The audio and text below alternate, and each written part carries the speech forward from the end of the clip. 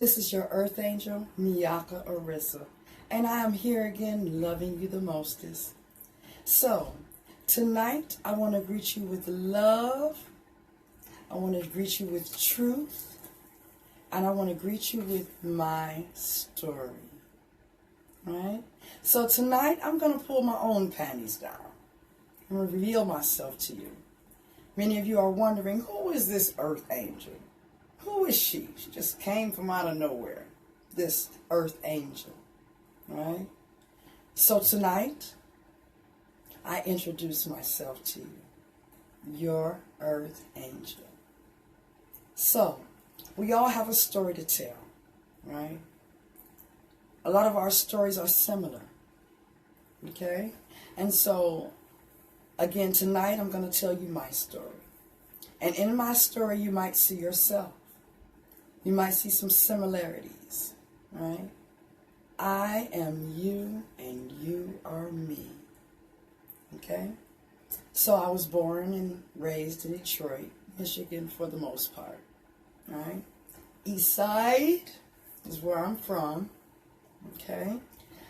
My life, my childhood was not ordinary, right? As I have said in previous broadcasts, I've always known and remembered my truth, okay? And so I remember being born. I remember coming through my mother. I'm going to help you understand what being born is like, right? It's painful. It's painful and it's hot. It's dark. You can't move. That's one of the most traumatizing and devastating experiences you can have is being born. Okay?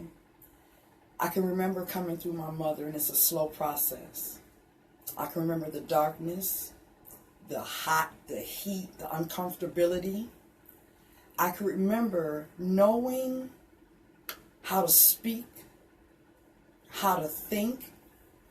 I knew I existed, but I could not function. I knew I was being born, but I could not function. So that's why, they say that the process of birth is like a borderline of life and death for the mother and the baby, because it is. It is. Again, it's traumatizing for the baby just as it is for the mother. But it's traumatizing for the baby in a different kind of way. A different kind of way. Again, there's pain, there's uncomfortability, there's fear, right? So, that's me being born, okay? My childhood was flesh and spirit. So while I was abused and taken through the darknesses of my stepfather and my mother, and those who were over my life as a child, as that was an experience and that was a reality for me, I also had another reality, which was the spirit realm, okay? So I've always had a very active spirit life as well as my carnal flesh life, right? So when I was a little girl, I didn't play like other children. I didn't. I played like a earth angel, right? So at the same time as I was being abused and, going through the darknesses that I was going through, I would gather children on the weekends. Now this is an 8-year-old little girl, right? I would go outside after I done dressed myself and fed myself. And so I would gather up all the dirty children, the hungry looking children, the children who had on too little clothes, the children whose head needs to be combed.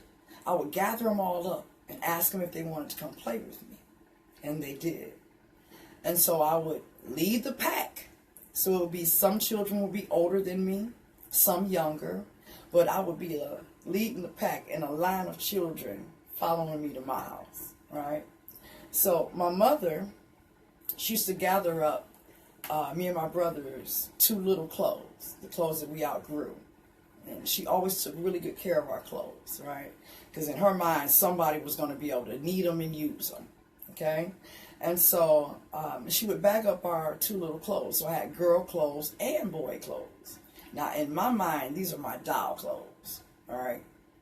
Because my babies was going to need them, okay? So what I did was, again, I would bring these children into the house and gather them all in the kitchen. And so, again, I'm 8 years old, right? And so I'd run some bath water in the sink. So I'd put a kid in the sink, I'm giving that kid a bath. And so then I got some kids going through the clothes on the floor, the bags of clothes that my mother used to bag up of me and my brothers, right? So I got kids picking out fresh new clothes to them, right? And so I'm throwing away dirty old crappy clothes that they came in with, right? I would make bologna donuts. So I'm feeding the babies, right? Some got a cup of cornflakes, the dry cornflakes, kind of sprinkled a little sugar on it. No milk now, okay? So some kids got a cup of cornflakes with sugar on it, and some kids got bologna donuts. And so, like, don't you judge me, right? Because I was only 8, but I was handling my business. The way I made the bologna donuts is I would fold the bologna in half, and I would bite the middle out.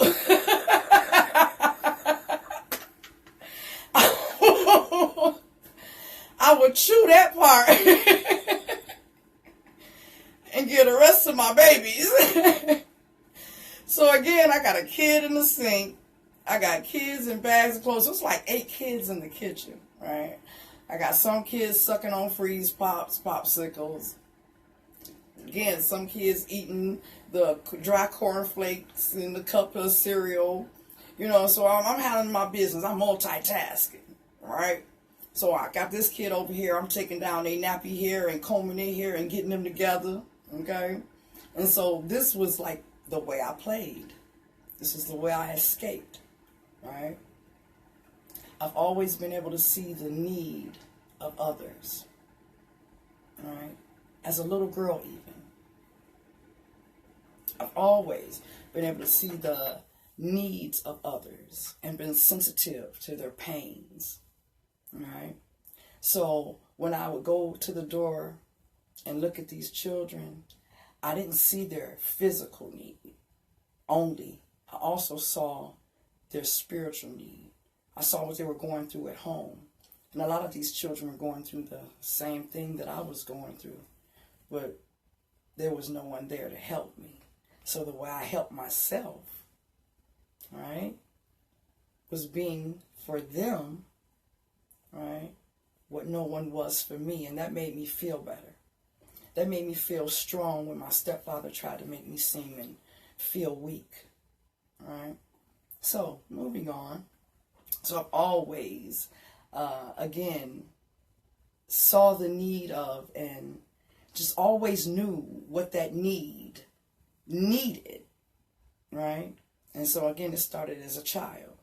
And so I got a little older, and again, my world was always different from everyone else's that was around me, right? So I'm coming up now, I'm more in elementary school now. And I always took up with the underdog, right? I always took up with the kid that got bullied and, you know, the kid that was poor. And so, you know, their mom wasn't always able to send them to school with the best lunch or the best clothes. And, you know, the little fat kid that everybody teased about being the little fat kid, all right? So I was the kid who, you know, I didn't want to hang with the popular kids. I didn't like them. I didn't like the way they treated the other children. I didn't like the darkness that I saw that came from them. You know, children walk with darknesses too, okay? And sometimes those darknesses come from their parents. Sometimes those darknesses come from what they're going through at home. Sometimes those darknesses come with their spirit from past lives, and that's real, okay? So again, you know, I always took up with the kid that was bullied or left out or made feel less than, okay? And so in doing that, and so I've never been a fighter. I was always a good little girl. I was always a good girl, right? But it was hard for me a lot of times to focus. It was hard for me to focus because there was so much going on in my life as a little girl. You know, again, I'm being molested and abused and locked in the basement. My mother's medicating my vagina, and I'm forced to pretend like nothing is going on and nothing is wrong. And we have this perfect life in this perfect home. And, you know, what reality wasn't reality. And it was driving me crazy, and they were driving me crazy, right?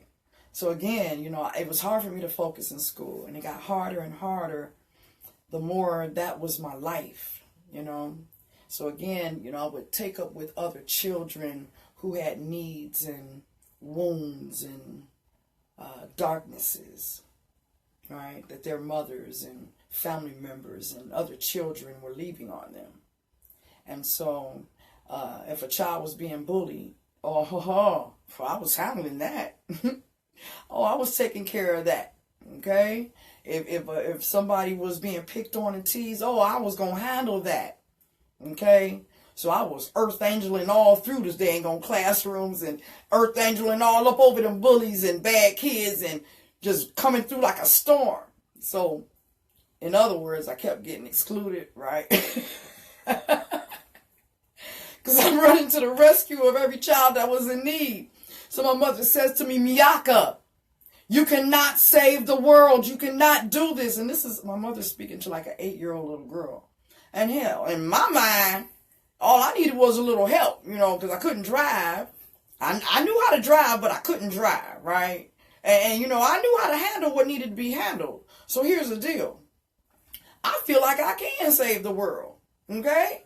And, you know, while we on the subject, Mommy, okay, you know them little kids that's on the TV with all them flies flying around them? You need to order a few of them, okay? Trade my brother, okay? We can work some things out, but I can save the world, right? And me believing that I could save the world in a big way, it was kind of like I was saving myself, right? It was something and somewhere and some place for me to escape to, right? Somebody else's need. So anyway, moving on in life, right? My mother, she became very ill, right, at a young age. And so there were other responsibilities that were, you know, placed on me that just was too overwhelming, right? Because I'm wounded, all right? Spiritually, physically, emotionally, mentally. I'm still being forced to live a lie that was killing me, right?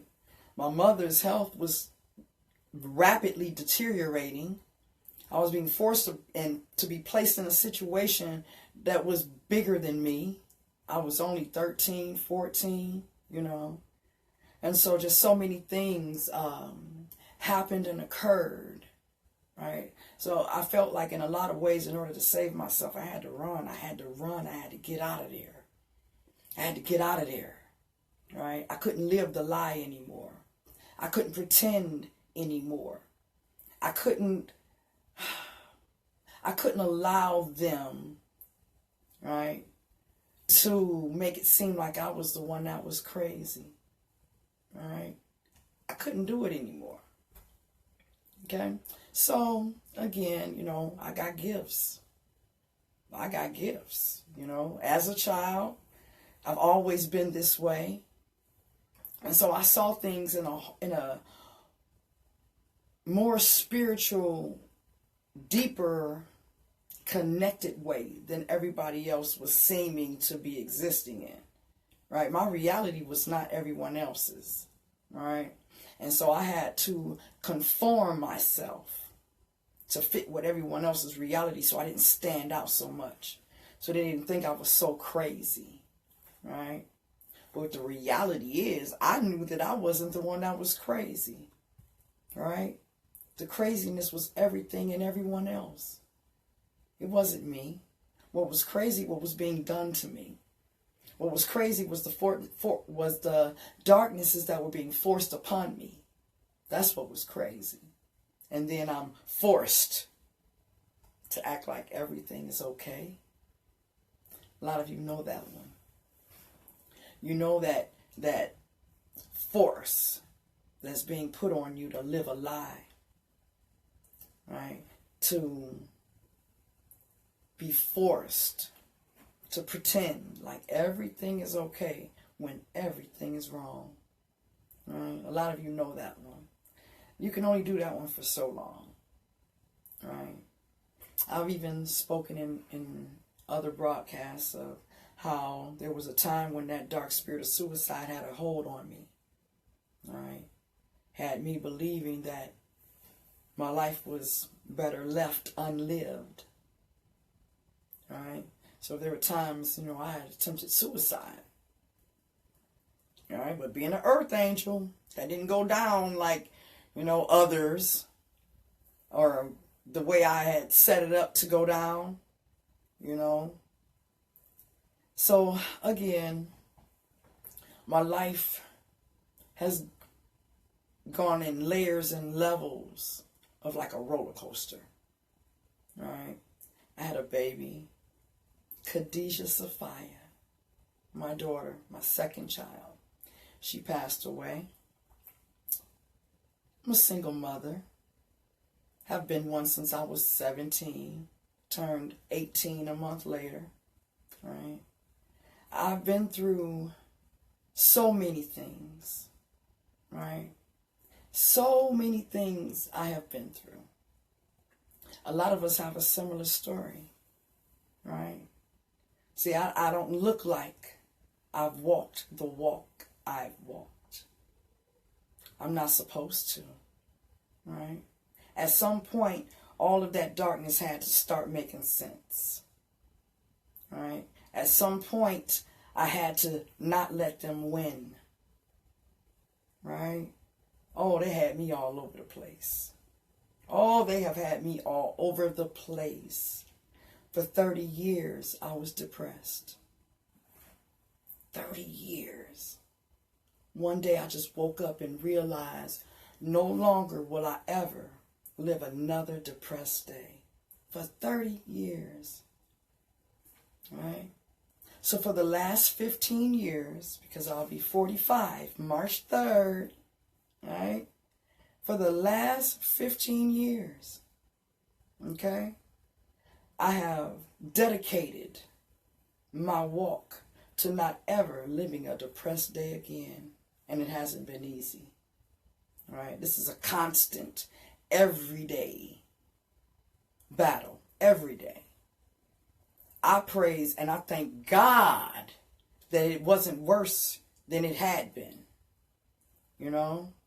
I thank God that I didn't have to fight a lot of demons that others have had to.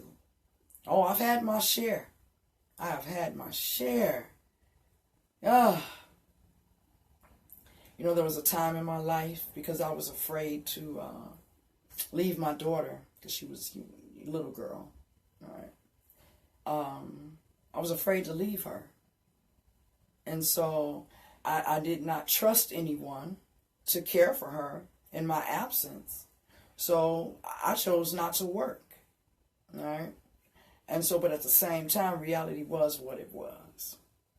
And so, a couple of times I made a few choices to, take it to the street. Right. I sold drugs before.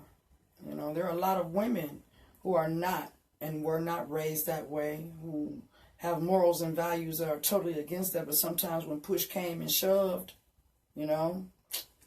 sometimes, who are we to judge? We've all had to make a choice and decision or another, right, that made sense to our reality or how to make it the next day. Right? See, I've been out here since I was 14 years old. All right. It's a whole lot of things I've done.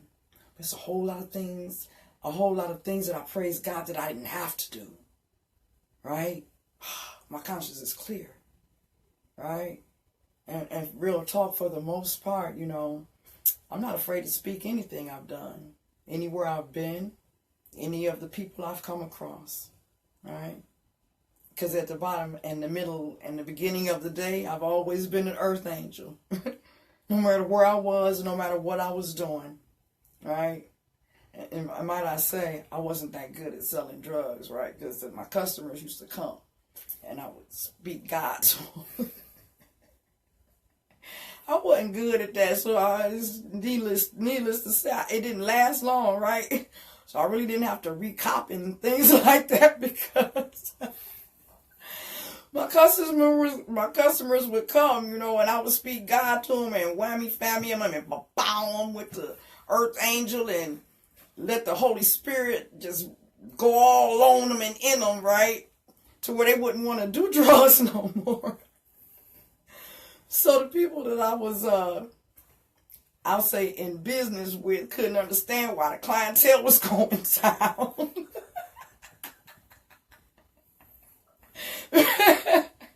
So they like, I ain't seen so-and-so and such in a long time. And I wonder what's been going on with them. And I knew, because they caught me up at the gas station and was thanking me for allowing God to use them in the midst of their sin, in the valley of the shadow of death, right?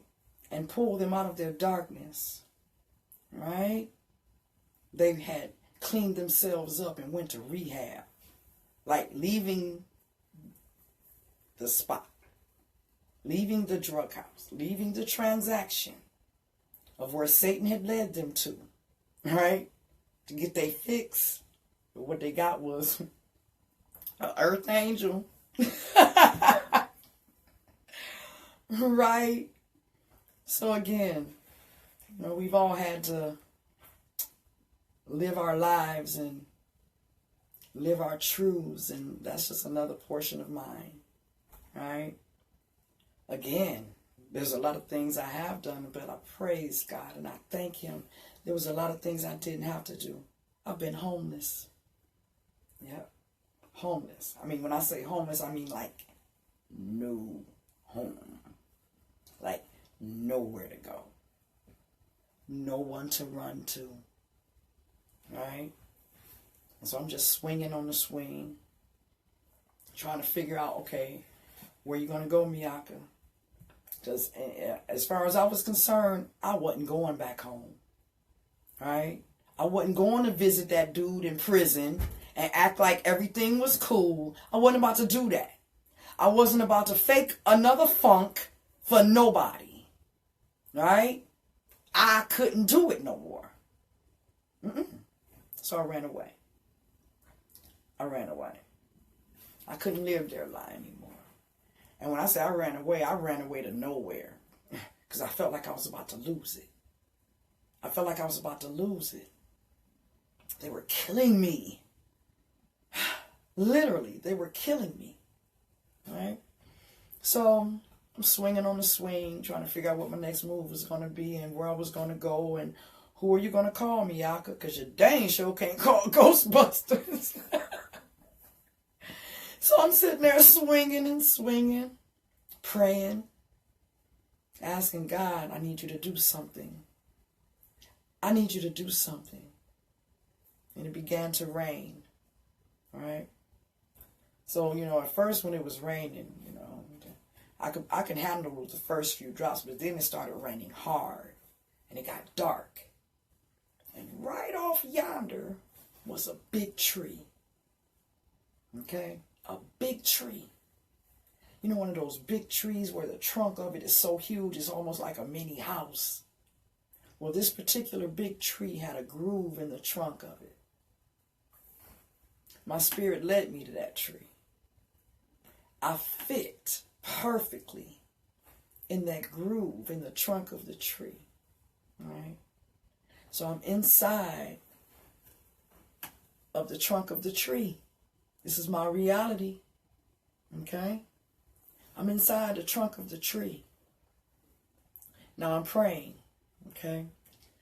It's dark. I'm cold. I'm like, this really cannot be what my reality is going to be. But I just can't see me going back there. I can't see me going back to them. All right? So I'm up in this tree, and I'm getting sleepy because while I was on that swing and praying, I was crying. And you know, rain make you sleepy anyway, right? So once I got nestled up in there, I started to doze off.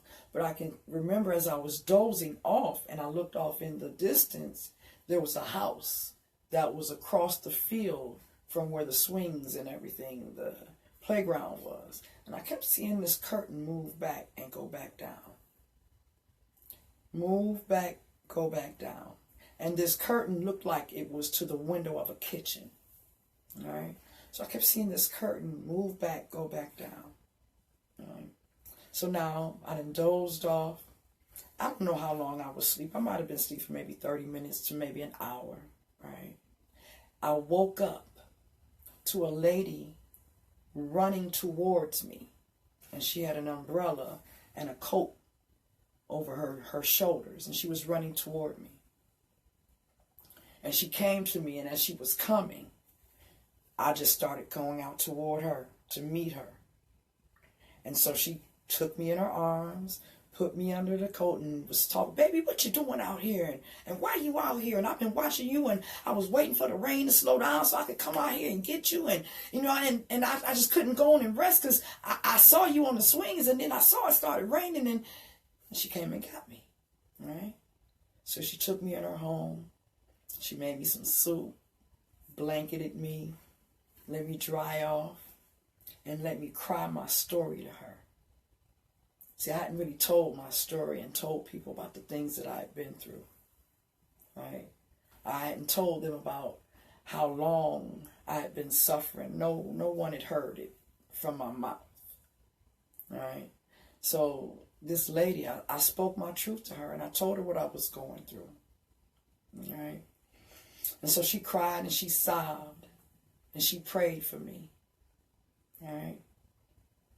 She was going to send me back. She didn't know what else to do. She was doing what she thought was best. She was doing what she thought was best. So when she went to sleep, I left. I left. And I hadn't seen that woman since. But I've always sent her prayers. I've always sent her love. Throughout my journey, God has always sent me an earth angel. He's always sent me a lifeline, all right, to make it to the next moment, to make it to the next experience, the next level of elevation in Him. Because even though I started out my life in darkness, every step I took led me and is still leading me back to Him, right? So again, you know, I've been through so much. Been to college, right? You know, I for a long time, you know, people thought I had graduated from high school and went to college because I've always educated myself. And my mother always overeducated us, right? So as she was going to school and learning the things that she was learning, she was going to school to be an RN, all right? And so as she was learning the things that she was learning, she was coming home teaching those things to my brother and I as small children, right? So, again, you know, with my life being what it was, you know, and becoming a mother at 17, you know, I ended up having to drop out of school because I had a high-risk pregnancy. So I wasn't able to, you know, continue out through high school. So I ended up dropping out. And it just grew harder and harder for me to go back to school, right? So people always thought that I had graduated from high school and even been to college. I used to drive a checker cab, right? I was a lady cab driver, right? And so I used to utilize my cab in every way. So I used to do hair out of my cab. I used to minister to people out of my cab. Okay? Excuse me, I'm getting over a cold. I used to have people falling out of my cab crying, right? Because I didn't whammy-fammy them and let God hit him from the left and the right the whole ride, right? And so, again, Everything I've done, I've always earth angeled in it. Because that's my truth. That's my core. Right? So, again, people always thought that I'd been to college and different things like that. And so, finally, at the age of 33, I went back to school. Right? And I got my GED. I went to college for pre-social work. I always knew what I wanted to do or what I was supposed to do. I just had not relinquished the reins in my life and let God do it his way. So I kept coming up with ideas. Well, I'm going to do it like this and I'm going to do it like this. Or if I go to, get that certificate, right, that'll let me in the doors of certain places, right? So I'll be able to speak to the women and heal them in that way, right? I'll be able to heal them, as I'm going this way and I'm going that way, but with the certificate, it'll get me in certain doors. That was my idea. That was the way I was choosing to do it, right? So again, I went to that institution and I got to see what reality was, okay? And so the bottom line is this: when God accredits you, you do not need man's accreditations. You do not. When God blows his holy breath on you, right? When he blows his holy breath on your hands to bring forth life, to heal the wounded and afflicted, don't you dare be over there in the corner making shoes. You feel me? Wasting time. Feel me? Okay? So, again, throughout my life, I chose to pick and choose how I was going to do his will instead of letting his will be done through me, right?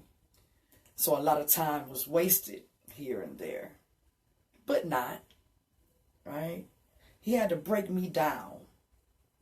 He had to break me down, When my baby died, my Khadijah Sophia, I began drinking, right?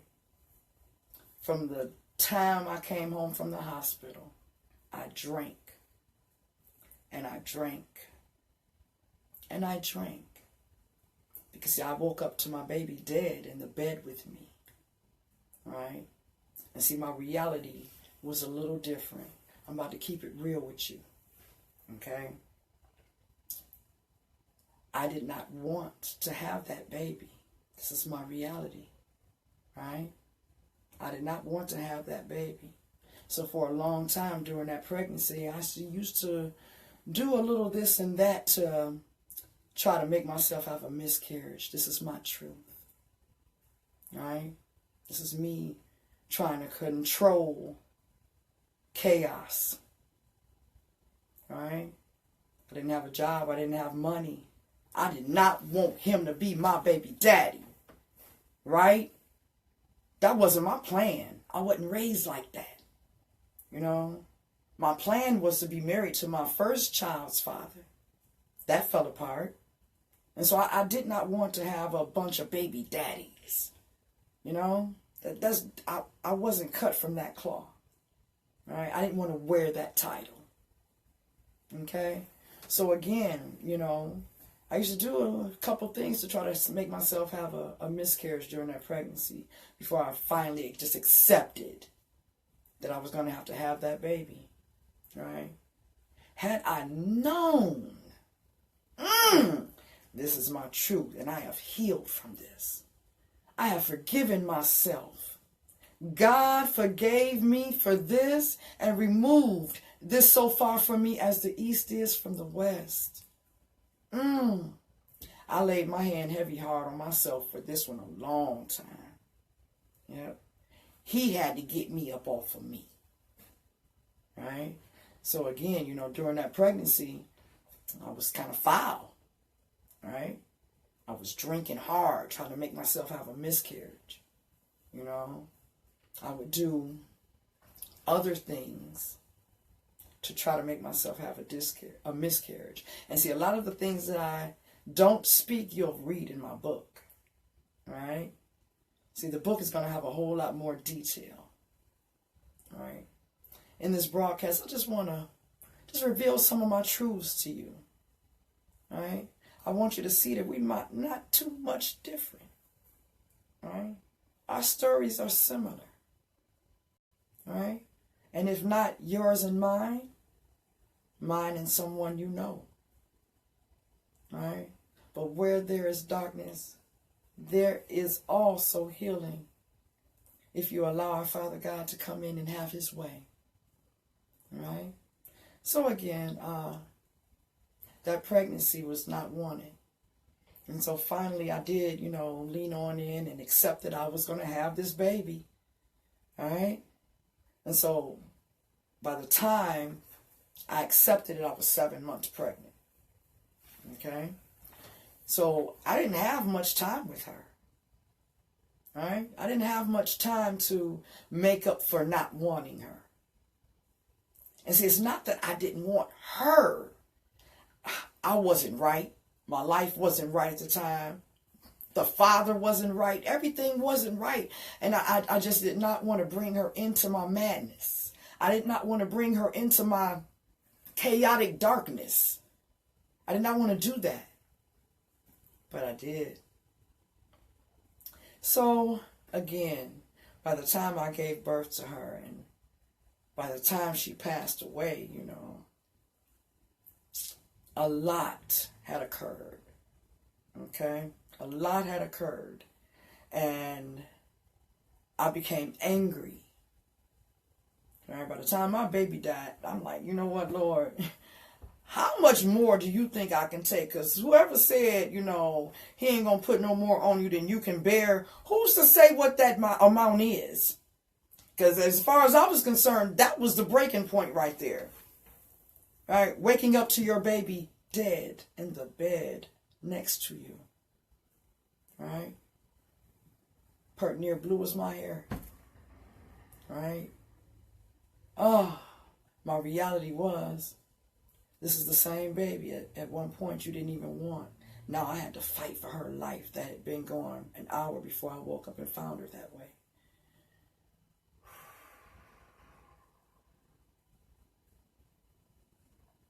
All right. And then I had to continue on in the reality of I am a mother who has lost a child. How do you go on? So, again, I drank. And I drank and I became more angry. And those demonic spirits had their way with every inch and iota of my pain. Had me all over the place. Oh, I was angry with God. Oh, I'm driving my cab on gin and juice every day. Okay? All right? I'm making money every day from the time I wake up. All right? Because see, my reality was I woke up to my baby dead in the bed next to me. So I couldn't even sleep in a bed anymore. I started sleeping on couches and floors. All right? Oh, when I say to you, Satan had his way with me. He had me all over the place. Okay? So again, I had to function having lost my baby. Right? And the reality of what the reality was concerning that whole situation. Right? And again, I lost my opportunity to love her beyond that time when I didn't want her. See, I felt guilty for that. Right? I carried that guilt. And Satan had his way with it too. Right? So again, drinking. Sun up, sun down. Now, I still got another baby to raise. I had a 2-year-old about to be a 3-year-old. All right? And here, mind you, this 3-year-old, this 2-year-old, she reenacted the death of her little sister in the way she played with her baby dolls. All right? So she stopped combing their hair and dressing them, right, like she normally did, changing their diapers and little things like that. See, she stopped doing that, and what she began to do was she started reenacting me resuscitating and attempting and trying with all my might to resuscitate her sister. So my daughter would be doing CPR on her baby doll, screaming and crying, talking about, God, please bring my baby back. Don't let my baby die. Really, Jesus? Oh, Lord. Really? Oh. So if I wasn't being tormented, right? So again, I'm drinking. Okay, I'm drinking. And again, I had made a promise back when I had slit my wrist that I would never try to kill myself again. And I had to live up to that. So that means I had to keep living my truth. Right? So again, I'm drinking and driving, driving my cab. And I'm just going off on God. I thought you loved me, and how dare you say you love me, and how could you take my baby back from me? And when I say to you, when God speaks to you, it is truly from within. It takes over your whole being, sight, hearing, everything. Okay? And he said to me, while I'm ranting and tangenting and tantruming, right? How dare you? I almost had an accident.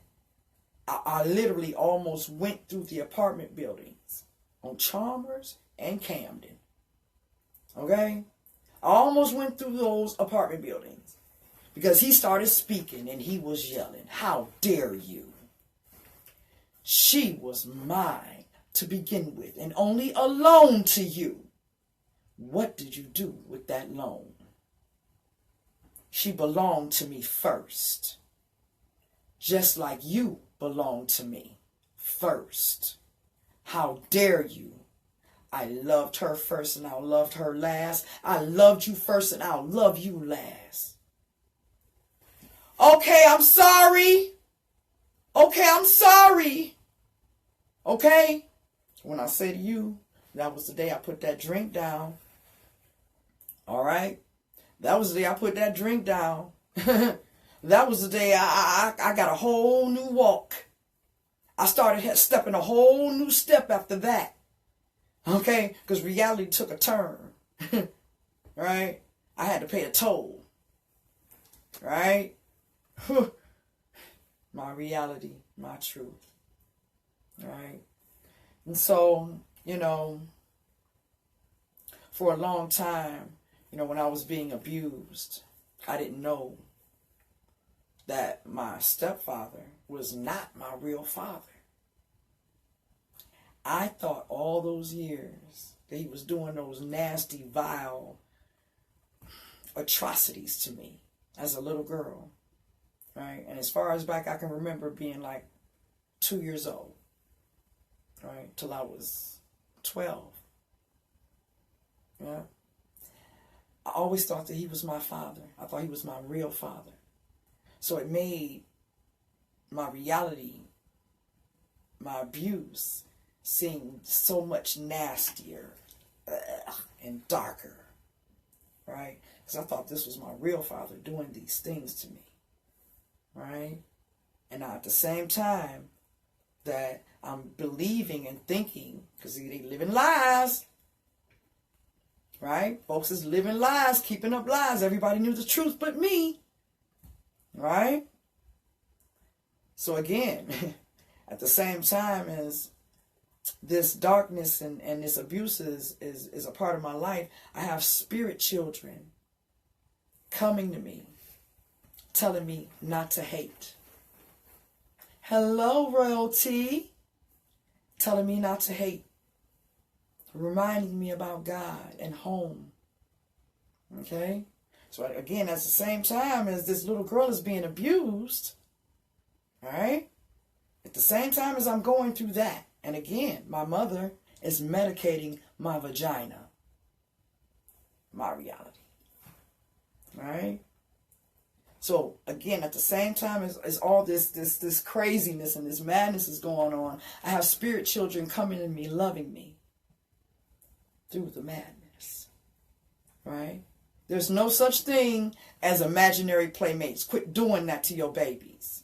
These are actually spirit children, okay, who lived at one point, who are no longer in flesh, and they take up friendships with other children who need them. Okay? There's no such thing as an imaginary playmate. That's something folks made up because they can't accept your reality. Okay? I'm just keeping it real. This is my reality. All right? And I've always had to pretend like my reality wasn't what it was so I can function here. Right? So I could function here and not look like I was different. But there was no place here that I was ever going to fit in. Right? Again, when God fashions you extraordinarily, right? Can't be found in ordinary places with ordinary folk doing ordinary things. I'm sorry. You can't. It won't work. Okay? So all of you out there, okay, who they've called weird, who they've called different, and you keep trying to fit in with folk that ain't your folk, that don't speak your language, cut it out and knock it off. Live your truth. You're the norm. That's the abnorm. Right? We earth angels, keepers of the light, right? Armor bearers, crystal children, indigos, those of us who have come here to love the world out of its darkness. We are the norm, right? That's why, again, we're all being called into action. There is a divine world order upon us. Okay? So again, I say, at the same time as I'm going through these darknesses and abuses, right, I thought that my stepfather was my real father all along. Okay? Until finally I learned that this man, this nasty, dark, demonic man, because I could actually see the demons that used to move him, that walked with him, that laid on him. See, I didn't just see him. I saw literally what came with him. So I didn't just have to deal with him. I had to deal with them too. Right? So again, finally one day, I learned that this man that made me feel so nasty and dirty, this man that I could not ever wash off of me, right? I could never be totally clean. My hair was never totally right? My teeth were never quite right. You feel me? This man was not even my real father. Thank you, Yeshua! Okay? Now, on one hand, oh God, thank you, Jesus. He's not my real father. And I asked my mother. See, my spirit told me when I was younger. See, I found out when I was 11, I believe. I can remember correctly. That he was not my real father, right? I asked her when I was 7 or 8. I knew he wasn't. I knew I did not come from that darkness. I knew I didn't. So I asked my mother, is he my real father? You should have seen her face crack. I used to crack herself a lot. She didn't expect to have an earth angel. I'm sorry, right? But I had to get here somehow, right? I had to get here somehow. So anyway, I asked her, is he my real father? She said, face cracked, right? And then she had to hurry up and pick up the pieces, okay? For the millionth time, because I was always doing that, cracking her face. She couldn't understand this child of mine, right? So again, I asked her. She said to me, yeah, that's your father. Why you ask me that, Miyaka? I said, because my spirit says that he's not. Cracked her face again. What the hell? This child, right? So you couldn't lie to me. No, you couldn't fake the funk with me. Nope. Again, that's why they were killing me. Because I knew truths. But I was raised a certain kind of way. Right? You don't speak about what goes on in their house. Right? You don't tell folks their business. Right? You don't run for help because there is none. Right? So again, I finally found out that he was not even my real father. Right? But then I was in limbo because I didn't know who was. Right? So it's like, one hand I had relief, on the other hand I was like, but what the hell? Right? What the hell? Until one day, right? I was 14 years old. So from the time I was, say, 11 or 12 till I was 14, I didn't know who my real father was. Okay? And my auntie. You know how you have those people, those family members, right? And you call them cousins and aunties and, you know, things like that, right? This one time, or I'll say this one phase in my life that I can recall where I ever felt special, right, was from my auntie. Now, at the time, I didn't know that she was my real auntie. I thought that she was my play auntie, you know, like auntie so-and-so, cousin such and such, right? She loved me in this awesome, special, like, it's just this awesome kind of way that surpassed any love I had ever felt since I'd been here, right? She and she called me Yakadu, right? My auntie Karen Peoples, I love her. She loved me in this way. Oh my God. She made me feel special. Now, I thought she was just loving me because I was cute, right?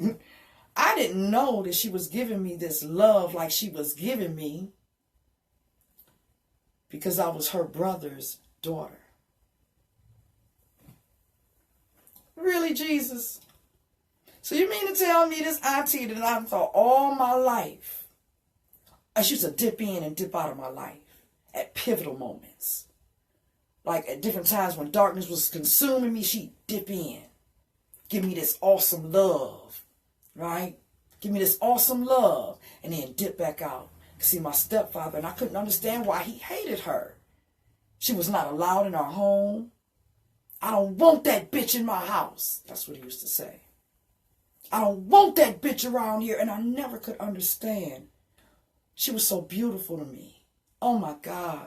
She was so funny. She was like the bestest kind of auntie to have, and you don't want her in your house? Really?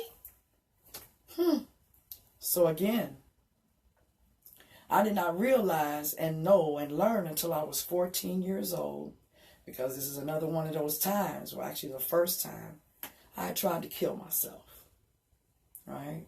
And so my mama thought it was a good idea to put me in a mental hospital with the real crazy people, right?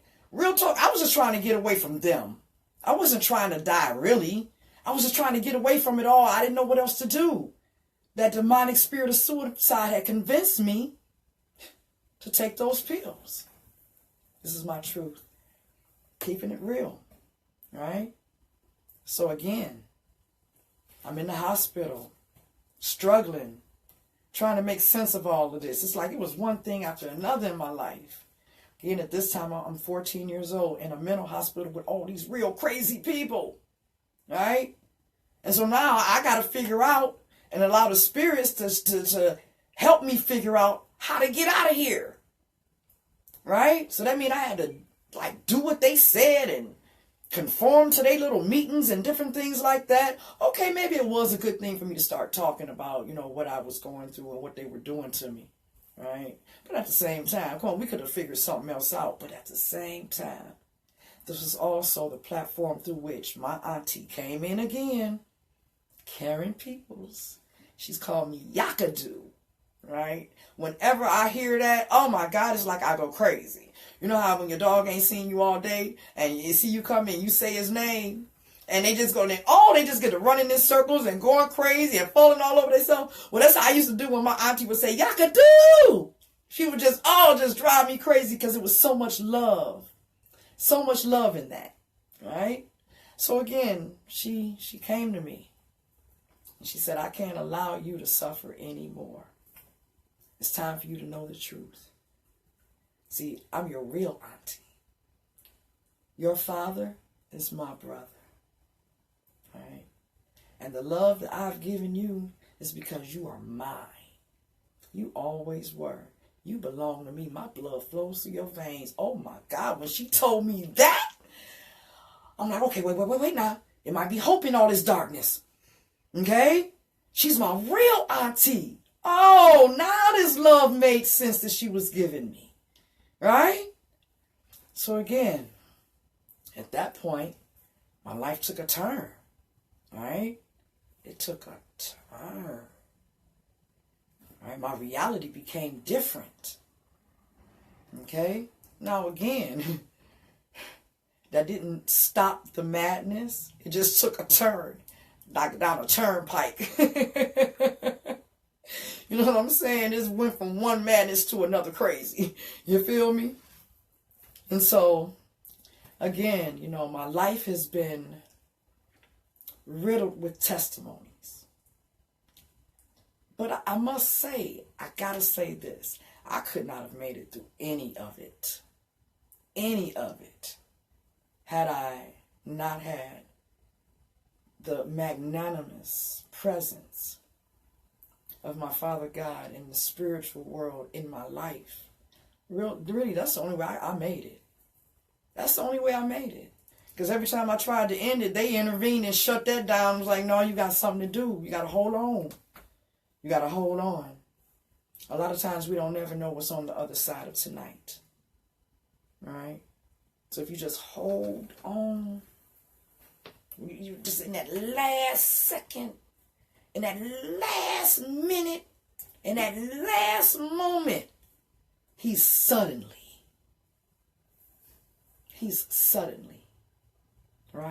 right on time, right? So again, you know, I've been through this, I've been through that. I've seen so many things, and through our journey together, I will continue to reveal myself to you, so to speak, pull my own panties down, right? Right? You'll see that this earth angel, she has gained her stripes. You know, she has walked a walk. She has made a way and paved a way so that others can learn from my experiences and my healing and my growths, right? So they can really gain the full benefit of their own healing, right? Through mine, through each other's, right? So, you know, again, there's a lot of things that I'm going to tell you and reveal to you about myself that's going to be in my book, all right? One of my books, all right? And so,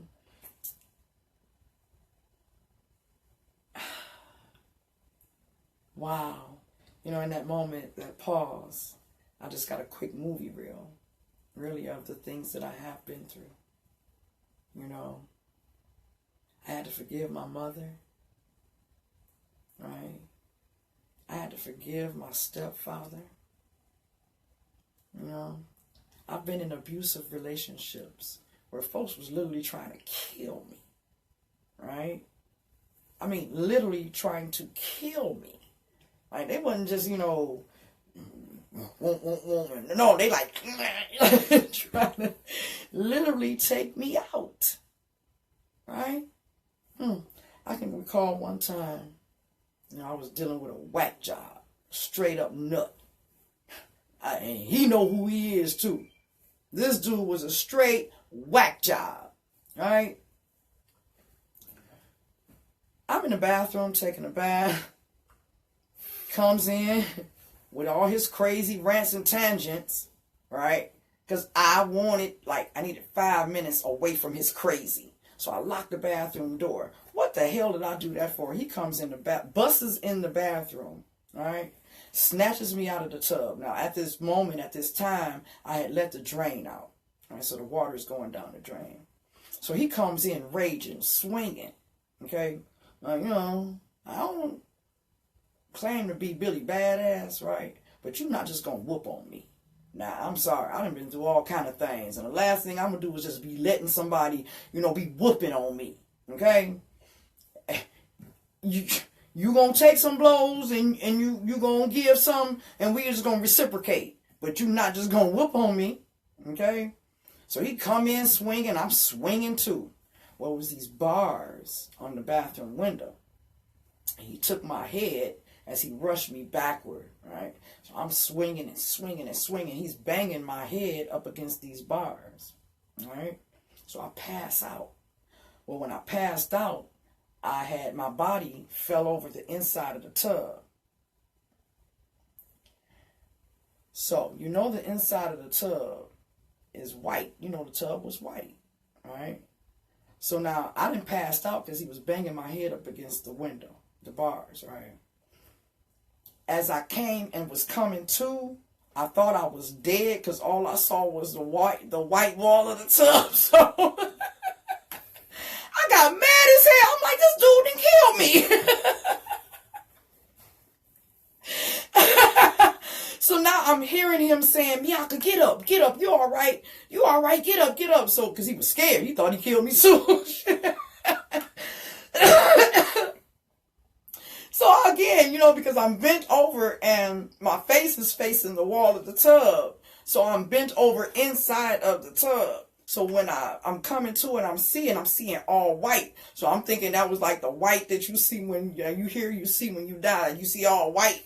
So again, when I saw the white, I got mad as hell. Like I ain't want to see the white yet. Damn it! And where's everybody that's supposed to be meeting me in all this white? So again, I got so mad. So when I realized I'm hearing him saying, get up, Miaka, get up. And he's pulling me upward, right? Nah, oh shit, wait a minute, I'm not dead. Oh, I tried to kill him after that. So now I'm swinging, I'm trying to kill this dude. So now he's trying to save himself. Oh my God. It wasn't funny then, but I can laugh at it a little bit now. But again, I've had to fight for my life. I have had to fight for my life. I have been through some things. Wow. So again, I've been the drinker, right? I've been the woman out there thinking she was going to cop a sack, right? I've been that girl who was trying to maintain her truth, right, and speak her language and be the earth angel with broken wings, right? So again, this is me in portions and parts and pieces, but this is me, right? So again, I will continue to turn the pages to the book of my truth and reality. I'm sorry, but it all will not fit in one broadcast. We all got things to do. Okay? So again, I thank you for listening. I thank you for allowing me to speak my truth. No, I ain't scared. No.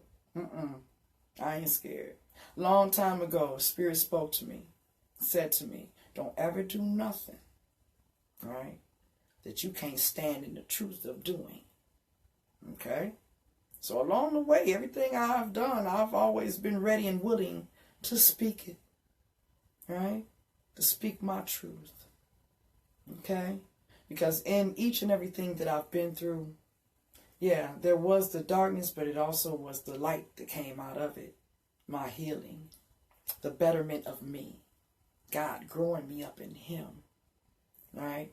Positioning me so that the job, the task that I came here to do can be done, right? So again, this is me, Yaka Orissa, your earth angel, loving you the mostest, right?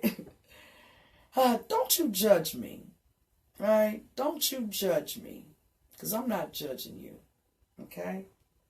But I'm going to speak my truth, my story, and you all have had a piece of it tonight, okay? I love you. I love you. I love you. I love you. And again, you can check me out on YouTube. Your Earth Angel Speaks on Facebook, right? And we got a movement. This is a movement, a divine movement. I love you guys.